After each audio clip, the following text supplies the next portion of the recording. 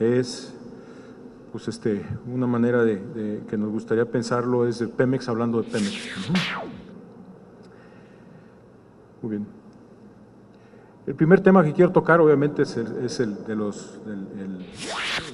más relevante en cuanto a la importancia para las finanzas del país, es la producción de petróleo. Este cuadro lo he presentado ya varias veces. Creo que es una buena introducción a dónde estamos, por qué y qué es lo que hay que hacer hacia adelante. Esta es la historia de la producción de Pemex. Aquí es de 1960 a la fecha. Es la producción de crudo y está separado por los diferentes plays, por las diferentes cuencas productoras. Entonces, lo que tenemos es al principio, del 60 al 75, teníamos que la producción prácticamente venía del terciario en Poza Rica y en Veracruz, la cuenca Tampico-Misantla básicamente. Había sido un incremento importante, pues recordaremos que aquí se había producido, aquí está la faja de oro, habíamos llegado a un máximo puntual superior a ese número, superior a los 500,000 barriles, ¿no? De alrededor de 700 y fracción de barriles de petróleo crudo al día, que fue declinando a lo largo del tiempo, incluso antes de la nacionalización del 38, y luego después, ¿no? Siguió declinando y fue rebotando a lo largo del tiempo hasta llegar a esos 250,000 barriles en el 60 y hasta casi 500,000 barriles en el 73-74. En ese entonces, pues se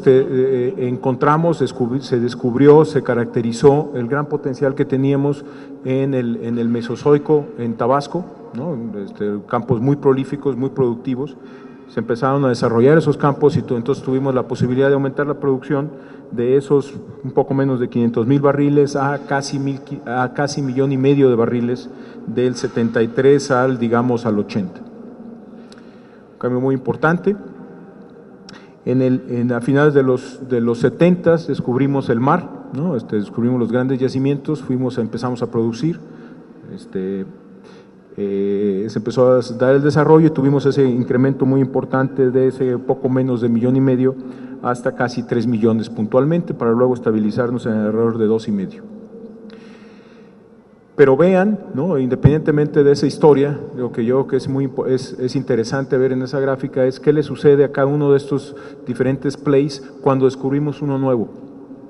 Cuando descubrimos Tabasco, vean lo que le pasa al área azul.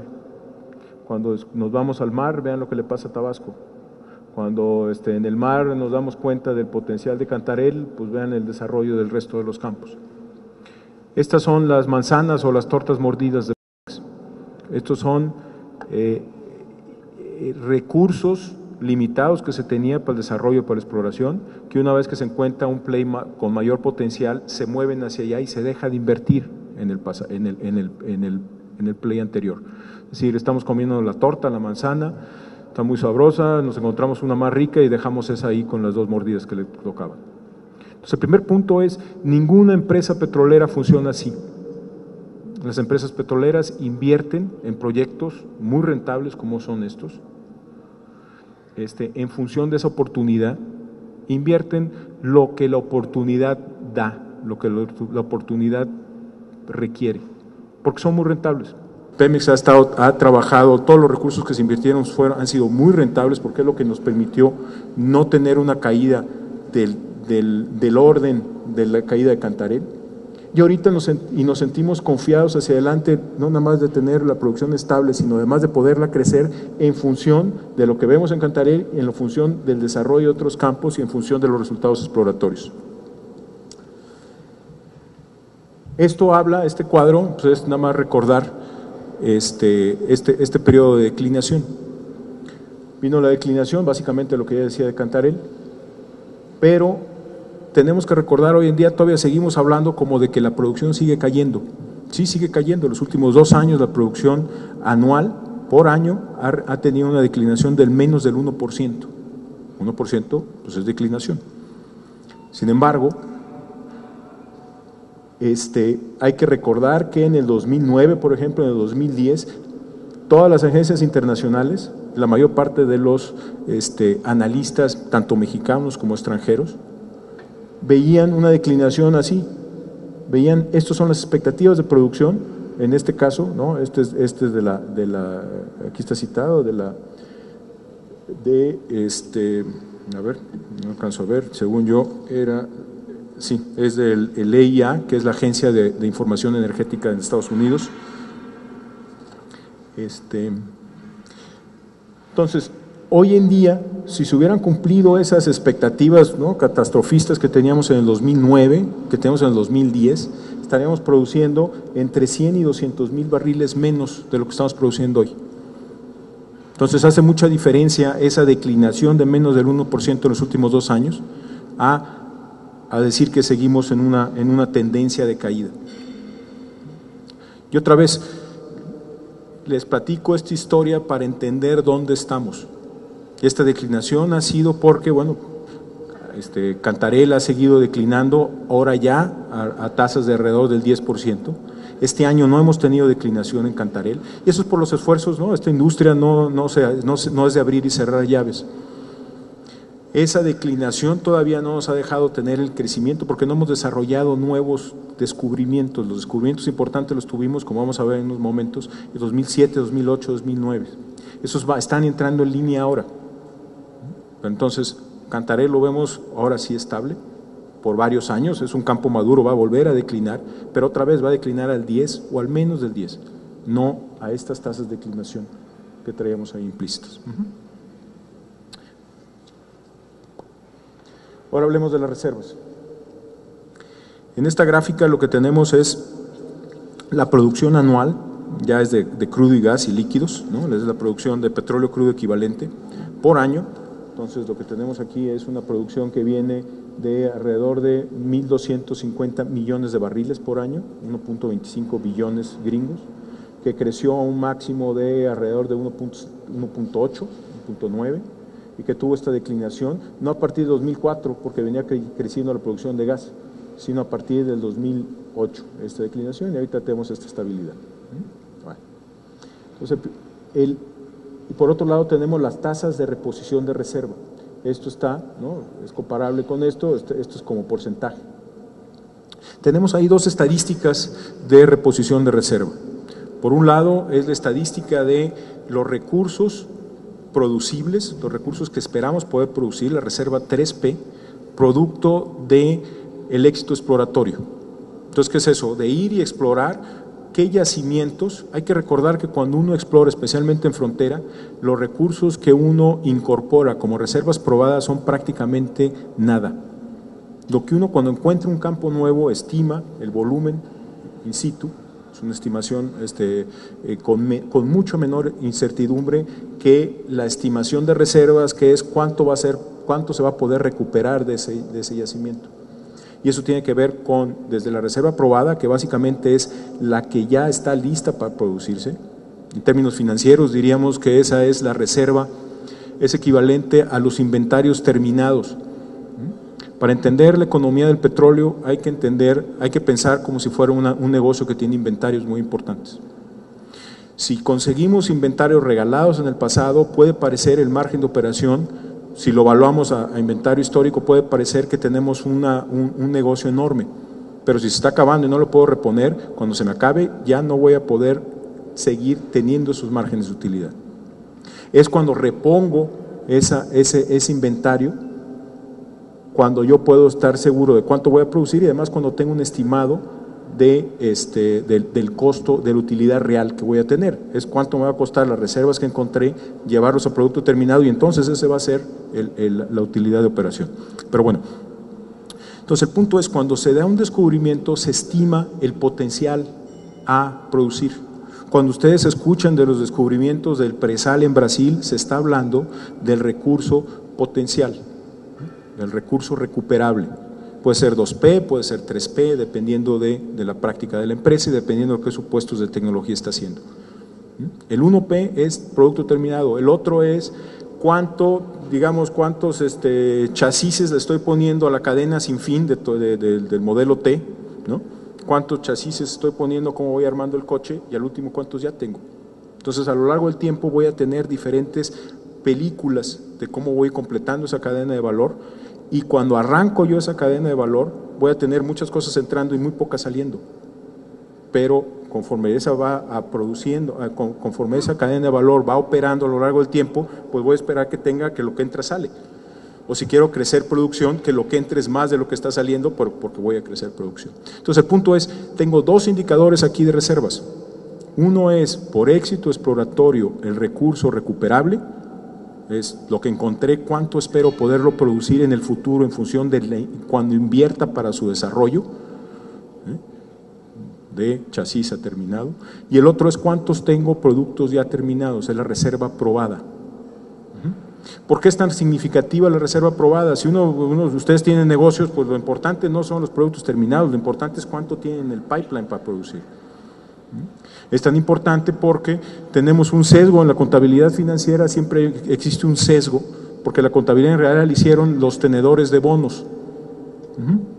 Entonces toda la contabilidad es el valor del negocio de remate, es el valor mínimo que uno podría recuperar en ese negocio, esa es la contabilidad.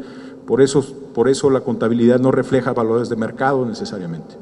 Pero bueno, entonces tengo aquí esas dos fotos. Lo primero que tengo es que el éxito exploratorio, la reserva 3P por éxito exploratorio empieza a crecer en 2001 y alcanzamos el 100% de recuperación, es decir, ya estábamos encontrando recursos que esperaba poder producir lo suficiente como para sustituir la producción del 100% de lo que se estaba realizando en ese año. Eso no fue este año, esto fue en el 2008. En el 2009 también, 2010, 2011, llevamos 4 años consecutivos con más de 100% de reposición.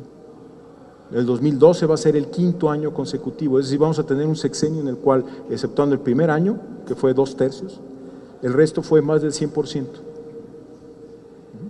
Entonces ya llevamos un buen tiempo encontrando lo mismo o más de lo que estoy produciendo.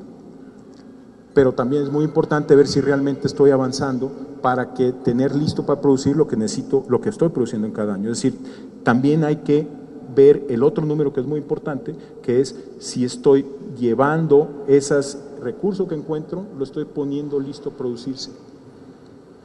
También creció con un rezago, porque lo que les decía de la banda sin fin, si quieren, pero por fin en este año llegamos al 100%. Pero vean, no llegamos al 100% por un descubrimiento, no llegamos al 100% de milagro, llegamos al 100% por un proceso que empezó por lo menos en el 2001-2002, que nos tomó todo este tiempo por el tamaño de ese esfuerzo. Ahorita voy a ir más a eso. Entonces, lo primero es, llevamos con éxito exploratorio muy importante prácticamente todo el sexenio. Lo segundo es, esto es consecuencia de un esfuerzo de muchos años en los cuales lo que encuentro me toma X años producir. 2004, este año, ahora en agosto, septiembre, vamos a tener los primeros barriles producidos del yacimiento de Simin, que fue un descubrimiento de 2008 más o menos. Entonces, 2008 fue reserva 3P, ahorita lo estamos pasando, está pasando la mayor parte de eso reserva 1P, y eso es este incremento, es lo que estoy encontrando aquí, lo voy pasando a lo largo del tiempo para acá. Eso es el negocio, ese es el negocio, esa es la naturaleza del negocio. No podemos pensar que, no, si no te va bien es que no sirve, no estás haciendo, no, porque es un proceso que toma tiempo y que se construye. ¿Cómo se construye? Invirtiendo. ¿Por qué de repente empezó a subir aquí? Se recordaron los técnicos de Pemex, se recordaron las lecciones del pasado, o la Virgen de Guadalupe, empezó a crecer aquí por lo que columna aquí abajo. Esta es la inversión en exploración. Está en miles de millones de pesos de 2011. Si lo quieren poner en dólares, divídenlo entre 12 más o menos y lo van a tener en billones de dólares de 2011. Como pueden ver, veníamos, excepto este par de años, que ahí teníamos ese desarrollo, veníamos de niveles muy bajos, veníamos de niveles de 500, 700 millones de dólares. 500, 700 millones de dólares mientras producíamos más de 1,5 billones de barriles.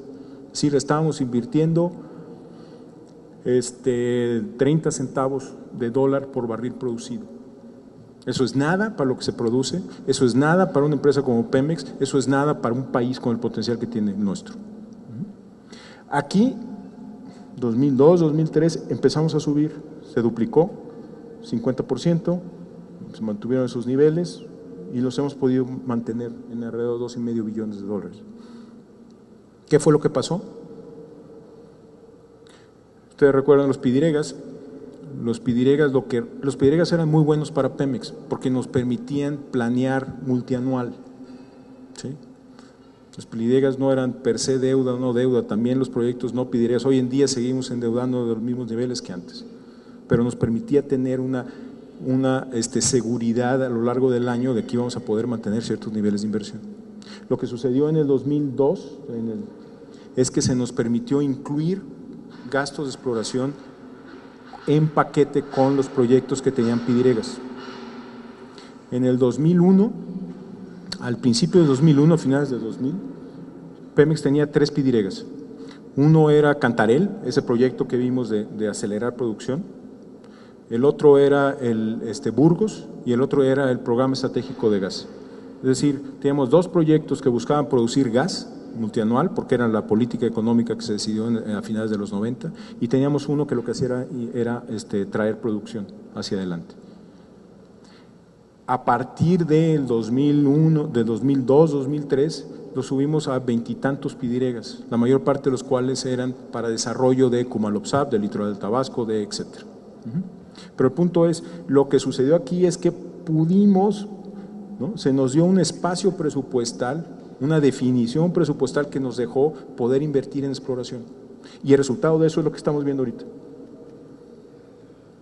Este es otro ejemplo de cómo, si quieren, la cola mueve al perro. Es el mismo ejemplo de las tortas mordidas. Tenemos que, lo que determina cuánto tenemos que estar invirtiendo, no son las oportunidades de crear valor, son los recursos que quedan.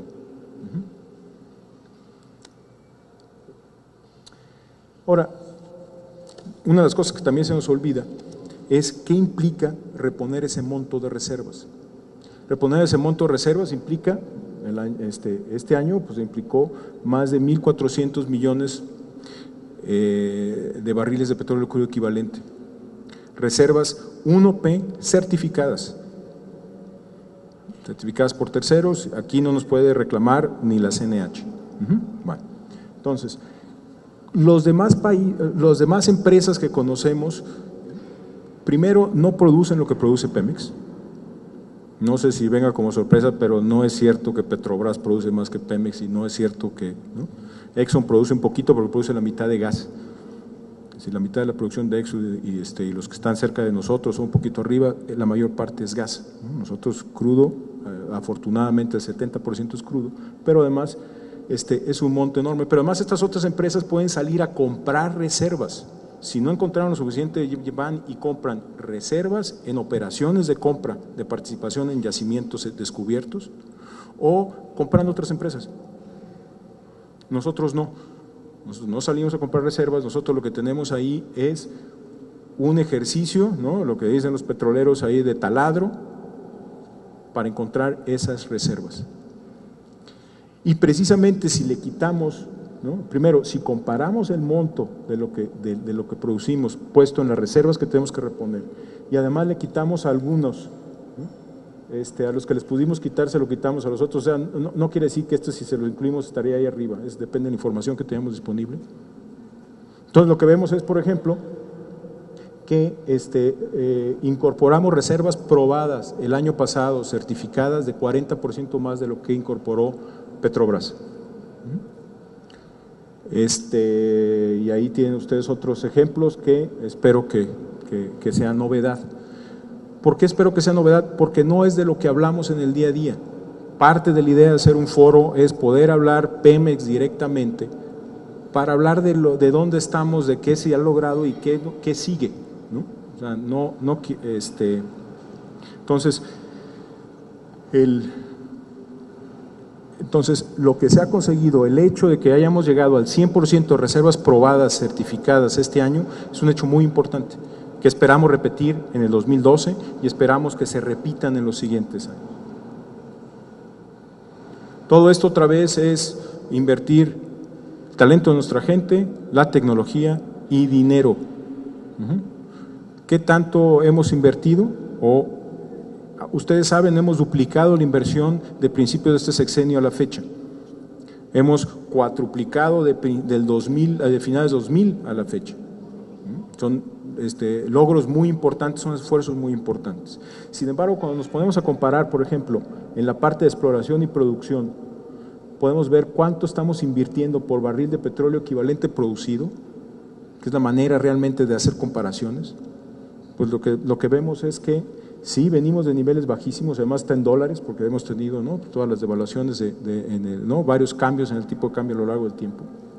Cuando nos comparamos con otras petroleras, más o menos que podían ser, ¿no?, menores, pero más o menos del mismo grupo, estamos normalizados por barril de petróleo equivalente producido, lo que vemos es que seguimos en el rango inferior.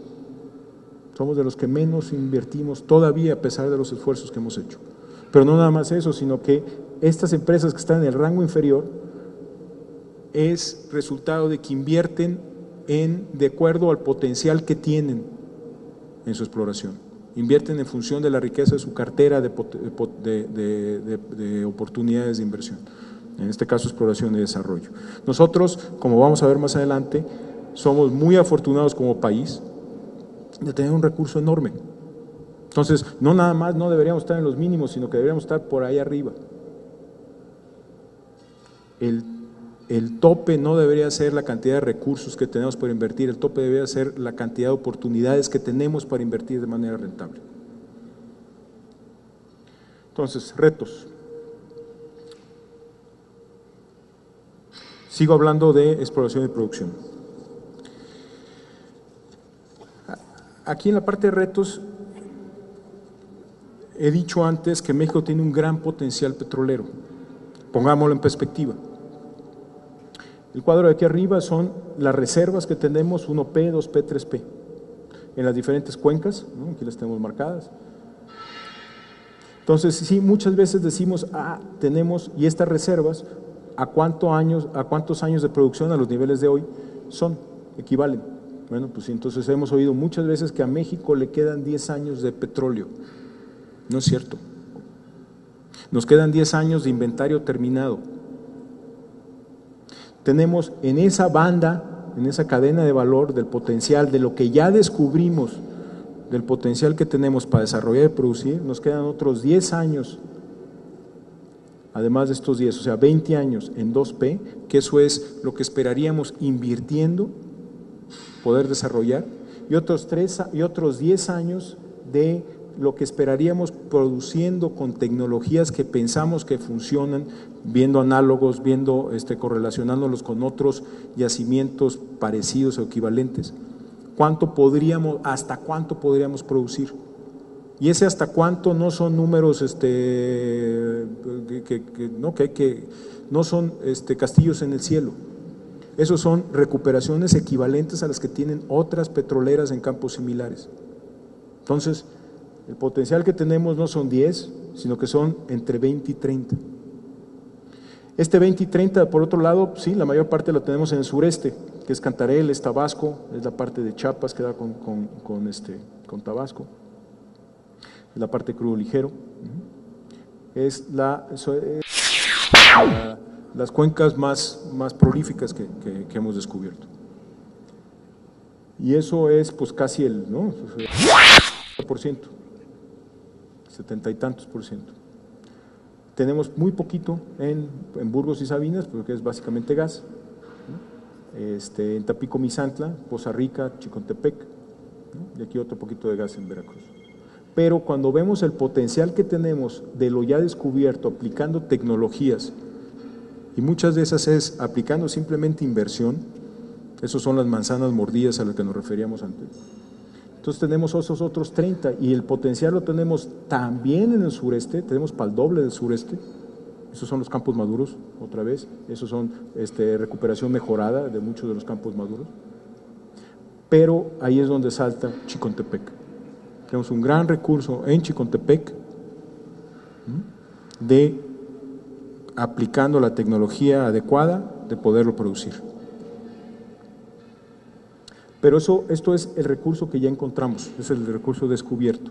También tenemos el recurso prospectivo, es decir, el que deberíamos encontrar invirtiendo lo que hemos invertido en el pasado. Este número también no son castillos en el cielo, son estimaciones en función, muchas veces en función de localizaciones, donde ya sabemos qué queremos perforar y tenemos un estimado ahí aleatorio, probabilístico de cuánto podríamos recuperar. Entonces son de muchos años de análisis y de inversiones importantes en sísmica, en estudios geológicos, geofísicos, etcétera. Esperaríamos tener otros, pues por lo menos otros 30 años. Y de esos otros 30 años, una parte importante sigue siendo en el sureste. De hecho, hemos venido teniendo descubrimientos muy importantes, gigantes, súper gigantes, en los últimos años. Tzimin, Xush, Ayatzil, Tequel.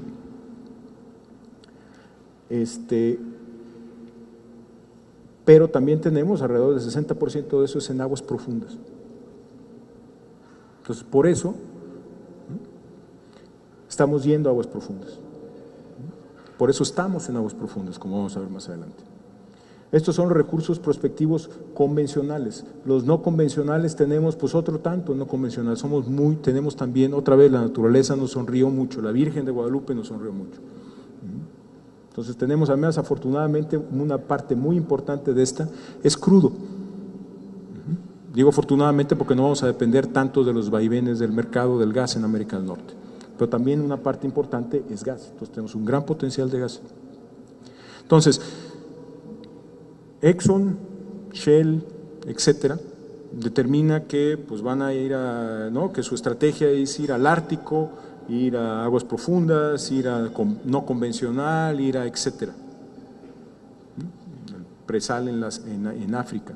Eso es en función de dónde ven oportunidades en el mundo disponibles para ellos, dado los regímenes políticos contractuales. Y eso es donde tienen experiencia, donde formaron su expertise. Nosotros, Pemex, no tienes el lujo de escoger dónde se va a ir, no nos vamos a poner a buscar dónde hay yacimientos naturalmente fracturados, carbonatados. Nosotros lo que tenemos es que ver este mapa, ver este cuadro y decir, tenemos que ir a aguas profundas, tenemos que ir a Chicontepec, tenemos que ir a Campos Maduros, tenemos que ir a Shale. Entonces, eso es la estrategia de Pemex. La estrategia es, tenemos que desarrollar esas capacidades. Y una de las cosas más importantes que vamos a ver es que hemos avanzado mucho. Hoy tenemos un avance muy importante, en lo que sigue, en aguas profundas, en Chicontepec, en Shale. Aquí está el ejemplo de Chicontepec. Y no voy a ir mucho porque pues de eso se tratan estas presentaciones, de eso se tratan las ponencias, ¿no? De hablar de los diferentes logros de PEP, nos va a hablar también Carlos, nos va a hablar su gente, de contratos de aguas profundas y demás. Pero Chicontepec es importante, además del gran potencial, porque para mí es un ejemplo de lo que oímos fuera y de lo que vemos nosotros dentro. Chicontepec estamos yendo porque es exploración, porque es investigación y desarrollo de un gran potencial. Ahí lo tenemos, ahí está el crudo. No hay incertidumbre de crudo, hay incertidumbre de cuánto podemos producir y a qué costos. Entonces, la inversión de Chicontepec no es la actividad per se, es entender ese yacimiento para poderlo desarrollar. Venimos de una situación en la cual empezamos a desarrollar Chicontepec, ¿no? en los 2000, este es 2007. En realidad habíamos empezado por ahí en 2006, traíamos niveles de producción de alrededor de 20,000 barriles, que crecieron a 29 y ahí los tuvimos un par de años estables. Y eso es cuando nos dimos cuenta que nuestros supuestos de productividad por pozo habían sido muy optimistas, no en balde, ¿no? Estábamos desarrollando donde estábamos desarrollando. Y entonces lo que decidimos hacer es proyectos piloto, los llamamos laboratorios de campo, en los cual traemos empresas que tienen experiencia en ciertas tecnologías, ciertas mecánicas de operación, ciertos procesos operativos, para juntos, un equipo de PEP, multidisciplinario, con el equipo multidisciplinario de esta empresa, poder probar metódicamente, por eso son laboratorios, las diferentes ideas y conceptos tecnológicos de operación y demás. Tenía que ver con el tipo de lift, con el tipo de cuidado del campo, con el tipo de fractura, con el tipo de arquitectura de los pozos, etc. Estos empezamos aquí, realmente empezamos a principios de 2010, arrancamos, empezamos a firmar los contratos hacia el tercer trimestre de 2010, y el mantener niveles de inversión por el estilo de los que se estaban en este entonces, más el desarrollo de las ideas que estaban saliendo de aquí, es lo que nos ha permitido primero pasar de este 29 a este 40 y tantos, y luego de este 40 y tantos a 60 y ahora más de 70. Con nuevas arquitecturas de pozos, multifractura, horizontales o desviados, con nuevas prácticas operativas, ¿no? Aquí estamos viendo ahora ya la declinación es mucho menor, con el cuidado con las reparaciones menores. Y quiero otra vez enfatizar que hace poco o muchas veces hemos escuchado opiniones de que Pemex está bien para aguas someras o para Tabasco, pero Pemex no está acostumbrado a yacimientos complejos que requieren de un control de costos muy particular, que requieren de una capacidad de ejecución muy importante, etcétera. Y era cierto, ¿no? Pero lo que no es cierto es que Pemex no pueda adaptarse, no pueda cambiar organizacionalmente, cambiar las mecánicas operativas y tener la suficiente flexibilidad. No vamos a manejar Chicontepec, y no estamos manejando Chicontepec como manejamos Cantarell, como manejamos Tabasco.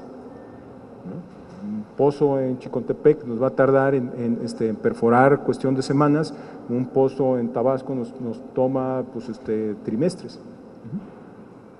Pero sí podemos hacer esa adaptación, ¿no? Yo varias veces lo que he dicho, yo veo esto como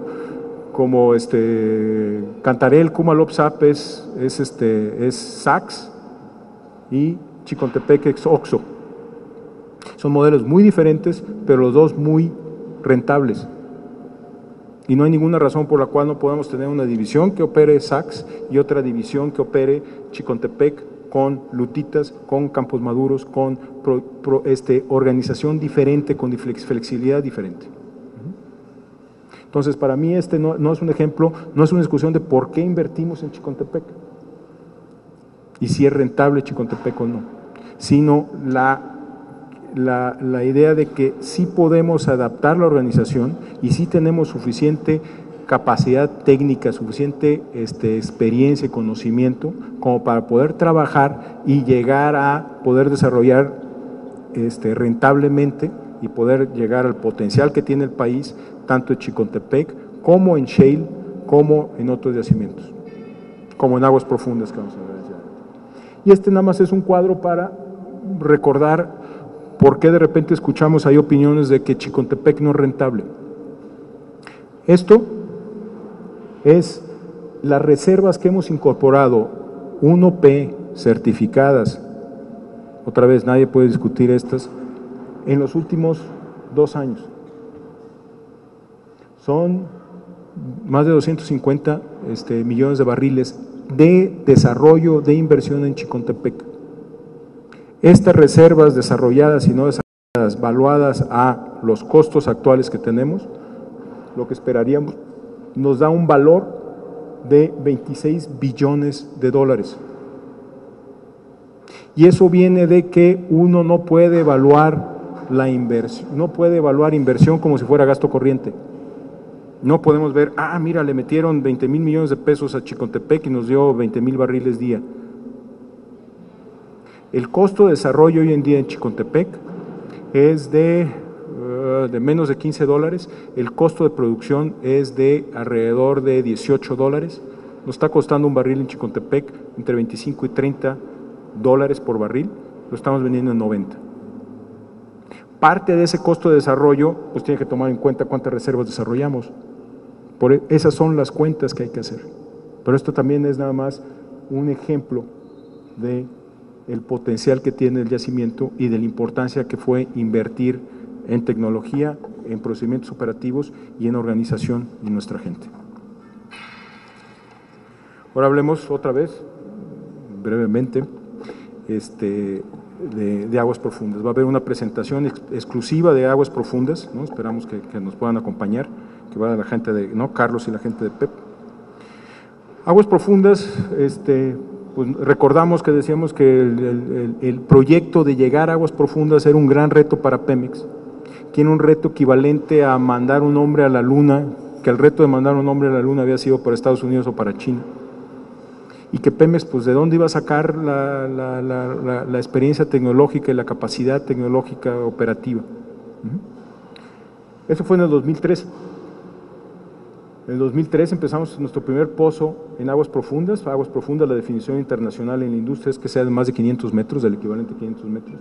Empezamos en 2003, 2004, 2006, 2007, empezamos a tener descubrimientos muy importantes. La Cache es Inopsal, es una provincia muy importante de gas en el mar, enfrente de Catemaco, con líquidos que le dan rentabilidad, afortunadamente, a estos precios de gas. Pero además, lo que tenemos visto ya identificado en 3P y el recurso prospectivo que estamos viendo ahí es del tamaño de lo que queda en Burgos. Entonces, no es cierto que no hayamos sido exitosos en el mar, en aguas profundas. Lo que es cierto es que Roma no se construye en un día. Hoy en día, además, otro punto importante es el número de localizaciones, es decir, con lo que cuesta la renta de un equipo de perforación en aguas profundas, más de $500,000 por día de renta, tenemos que tener mucha flexibilidad de dónde vamos a perforar. Eso requiere un trabajo previo muy importante del área de exploración para determinar localizaciones. Ese trabajo previo se ha hecho en estos años, no se ve ahí, se ve a la hora de los resultados en el éxito exploratorio 3P, pero ha sido muchos años de trabajo a tecnología de punta, 3D, con azimut asimétrico, con la mejor interpretación, etcétera. Eso es lo que nos ha permitido ver el gran potencial que tenemos, ¿sí? No es cierto que necesitemos que pescadores nos digan dónde perforar.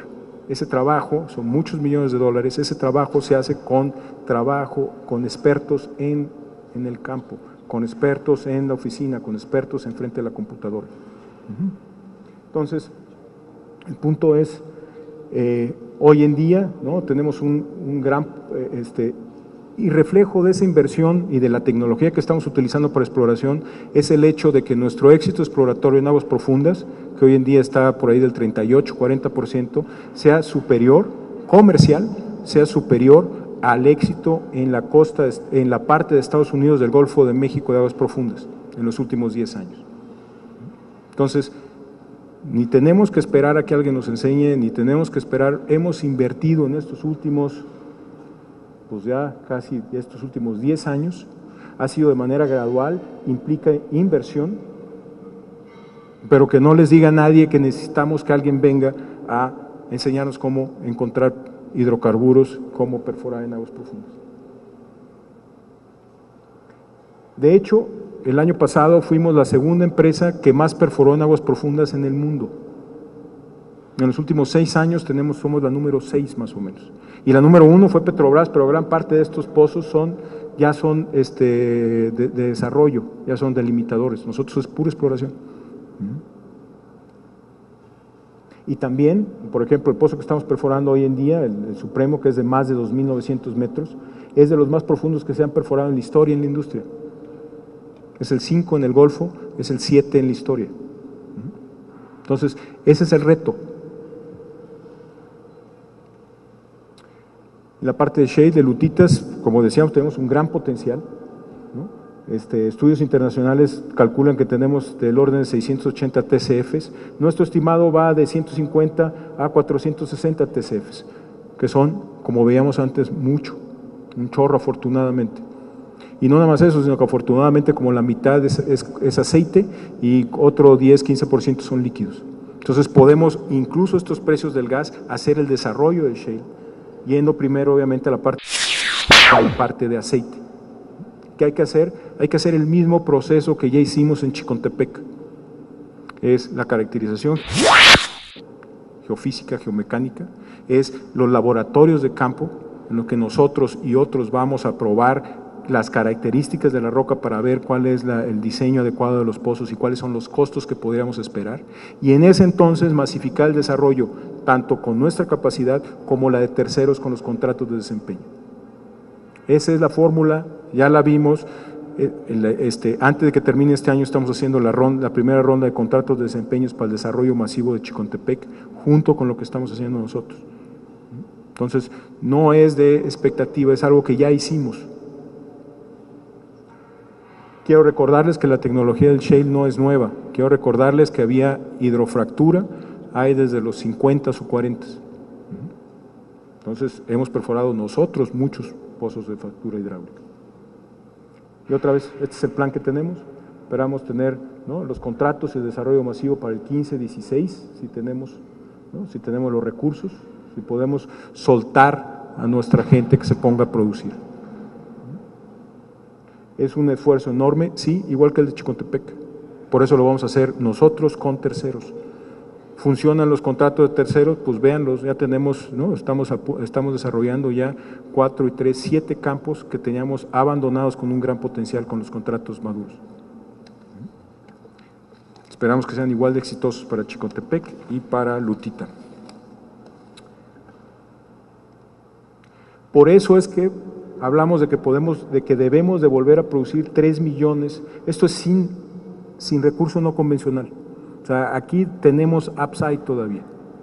Son 3 millones con estos desarrollos, llegar a 2.7 pronto el año que entra, el siguiente año en promedio, ¿no?, puntual el año que entra seguramente, ¿no?, con el desarrollo de los descubrimientos que tenemos, con los contratos, con exploración. Esto todavía no trae aguas profundas, porque el desarrollo va a tomar el descubrimiento de crudo cuando lo tengamos, espero que sea este mismo año, ¿no? Ya tuvimos este descubrimiento de crudo en un campo ahí cerca de Lakach, lo anunciamos CUNA, que es crudo ligero también, junto con líquidos y junto con gas.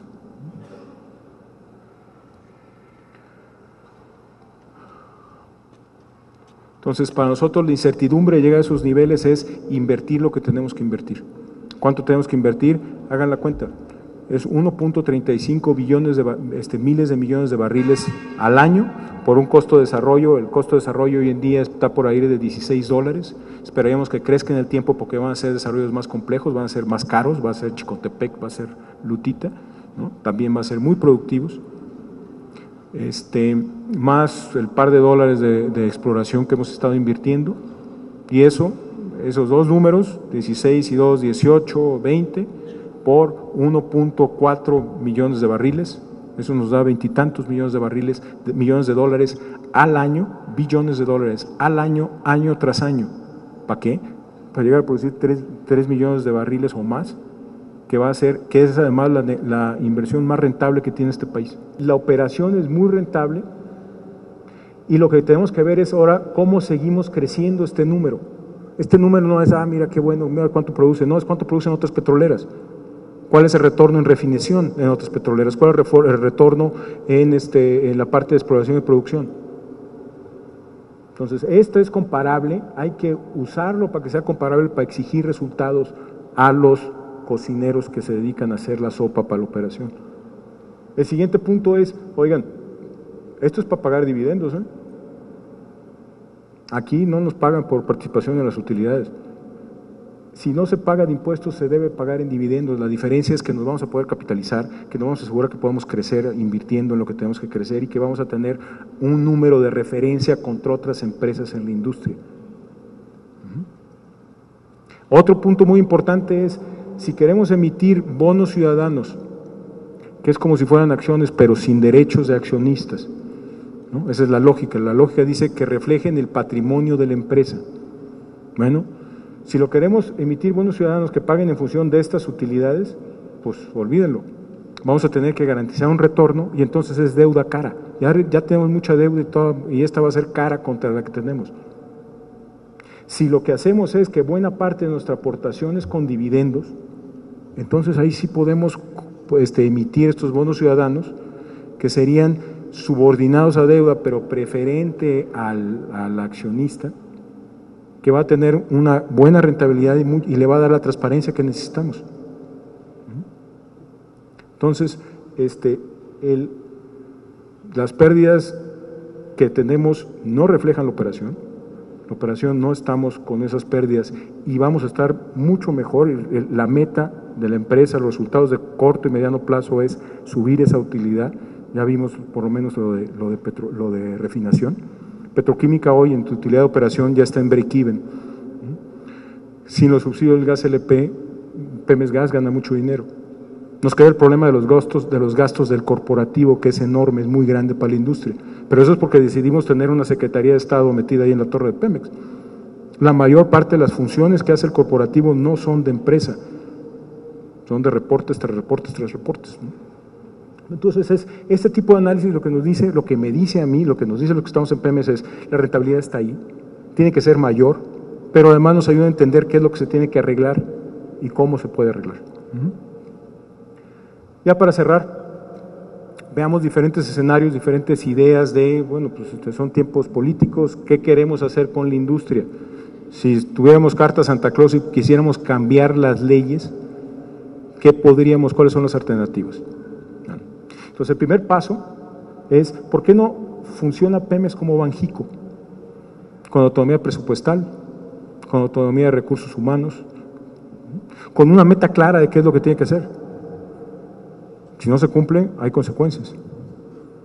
O sea, con rendición de cuentas. Algunos de esos cambios, en realidad, para que fuera exactamente como Banjico, había que cambiar la Constitución. El cambio de Banjico fue constitucional, pero pues hay un aproximado. Lo que requeriría es ajustes relativamente pequeños a la ley del 2008 para el gobierno corporativo. El saneamiento financiero, ¿no? Si tenemos muchas deudas y estamos perdiendo mucho dinero, hay que capitalizar a la empresa para que crezca. Es lo que hizo Brasil con Petrobras. Cuando vio el gran potencial petrolero que se tenía en el país y decidió que el operador importante iba a ser Petrobras, se capitalizó para que creciera. Iba a ser una inversión muy rentable para el país. Y la flexibilidad operativa que necesitamos, ¿no? Con la posibilidad de colocar los bonos ciudadanos, listarlos en bolsa y tener ahí una especie de acción. Otro escenario todavía mayor, ¿no? de mayor flexibilidad es un gran problema que tenemos en Pemex es la paraestatalidad. ¿Por qué? Porque estamos en el presupuesto, porque seguimos las reglas de una Secretaría de Estado.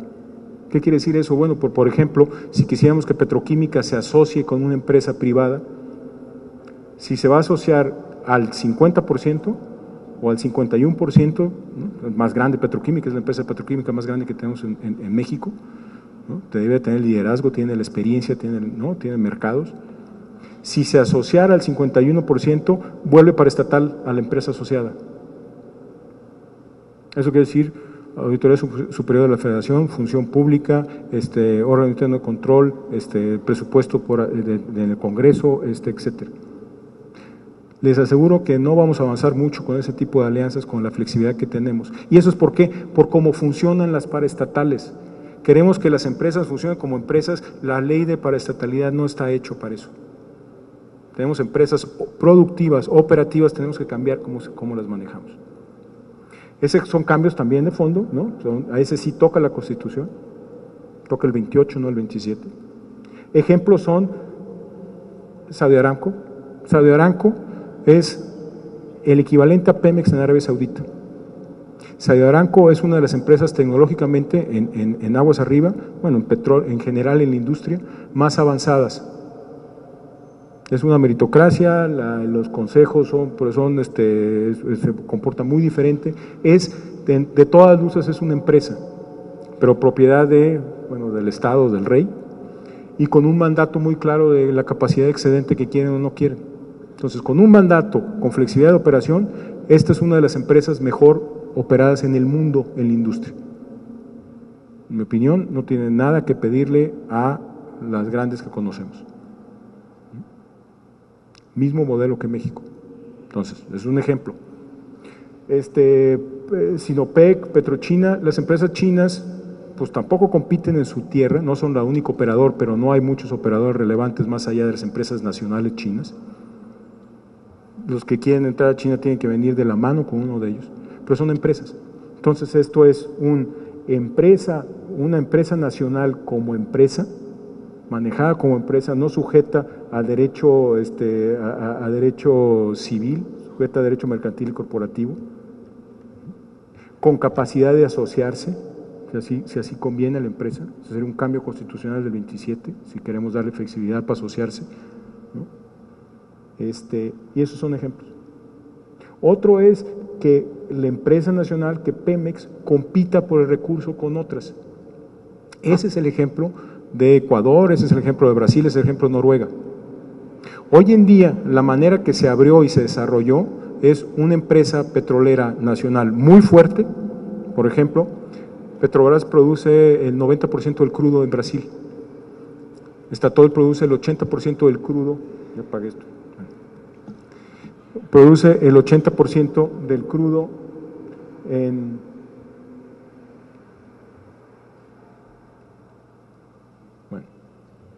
produce el 80% del crudo en Noruega.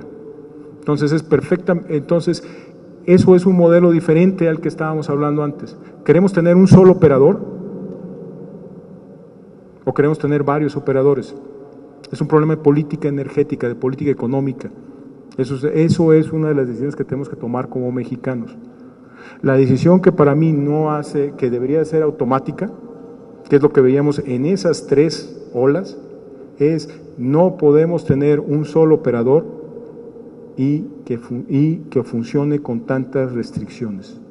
Necesitamos tener un operador que funcione bien, que cumpla, ¿no? que pueda dar resultados y que esté claro qué resultados se le va a exigir. Entonces, es nada más que perspectiva, es lo que queramos como mexicanos. Queremos parar en un solo operador que funcione como empresa. Queremos trabajar con un solo operador que funcione más o menos como secretaría, bueno, como empresa de gobierno, pero con mayor flexibilidad de la que tenemos ahora. O queremos pues tener muchos operadores en la industria que compitan entre sí. Pero incluso si queremos tener muchos operadores, tenemos que pasar por una empresa nacional fuerte. Si no tenemos un operador fuerte que compita o que sea el que se encargue de desarrollar los recursos, estamos destruyéndole valor, ¿no? A los mexicanos de hoy y a los mexicanos del futuro. Entonces, pues esa es un poco la perspectiva. Yo creo que tenemos la mayoría de los que estamos en Pemex y pues muchas gracias.